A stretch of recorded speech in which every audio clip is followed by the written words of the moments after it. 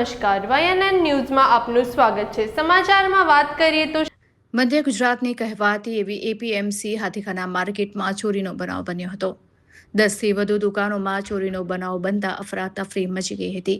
મળતી માહિતી મુજબ અમુક દુકાનોમાંથી ચોરો રોકડ લઈને ફરાર થઈ ગયા છે। કુંભારવાડા પોલીસ સ્ટેશનનો સ્ટાફ આ ચોરીની ઘટનાને લઈને ઘટના સ્થળ ઉપર દોડી આવ્યો હતો।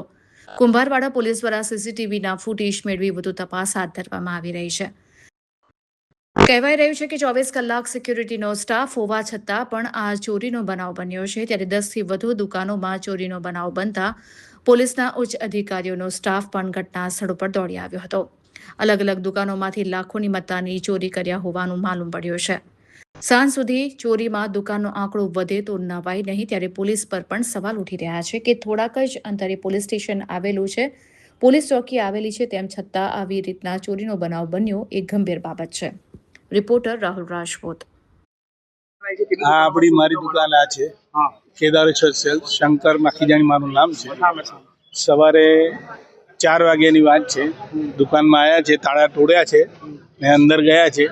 જે રકમ હતી એ રકમ લઈને જતા રહ્યા છે। આશરે કંઈક 2.5 થી 3 લાખ રૂપિયાની હતી।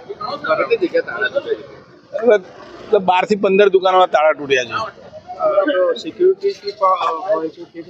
સિક્યુરિટી હોય છે, હવે કેતરે આપણે તો રાત્રે આવતા નથી। સિક્યુરિટી કેવી હોય છે ખબર નહીં, તો કેવી રીતે હોય છે। આ બારણા ઉપર બેઠા હોય છે, અંદરનો ગેટ ને બહારનો ગેટ, હવે કેવી રીતે છે આપણને ખ્યાલ છે।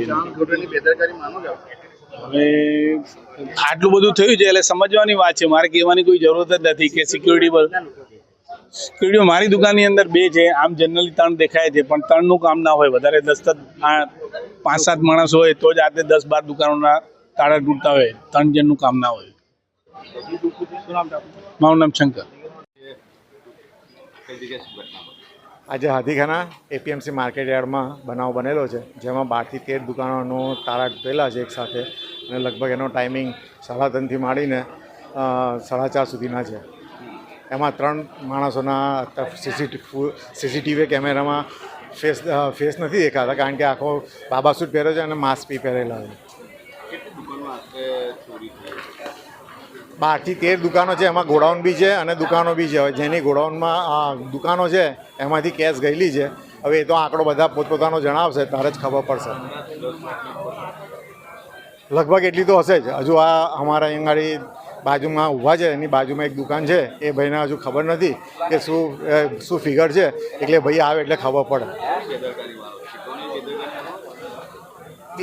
બેદરકારી તો કંઈ ના કહેવાય એમાં, પણ કહેવાનો ભાવ કે રાતના સિક્યોરિટી હોય છે, તે છતાં જો આટલી 12 કે 13 દુકાનમાં જે થાય તો તકલીફ પડે। એટલે બેઝિકલી એમાં ફરીથી હવે ધ્યાન રાખવામાં આવશે। મારું નામ છે ઉમેશ કોટડિયા। 15-20 દુકાન છે।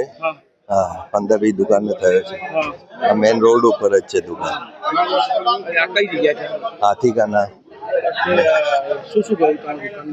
કેશ જ ગઈ છે બધી। ખબર નહીં, ભાઈ આવે એને ખબર છે। હવે તો પોલીસ આવી છે। સીસી કેમેરા મેન સ્વિચ બંધ કરી નાખી છે, તો કેવી રીતે ખબર પડે? મેન અનિલભાઈ। સવારે ઘટના બની શકે કઈ જગ્યાએ? આજરોજ સવારે કુંભારવાડા પોલીસ સ્ટેશન વિસ્તારના અંદર હાથીખાના માર્કેટ જે આવેલું છે, એ હાથીખાના માર્કેટની અંદર લગભગ 8 દુકાનોના તાળા તૂટ્યા છે એવી અમને પ્રાથમિક જાણ મળી છે। પોલીસ અહીંયા પહોંચી ગઈ છે, હાલ તપાસ ચાલી રહી છે, અને જે દુકાનના ચોરી થઈ છે એમના ધોરણસરની ફરિયાદ દાખલ કરીને આગળની તપાસ કરવામાં આવી રહી છે।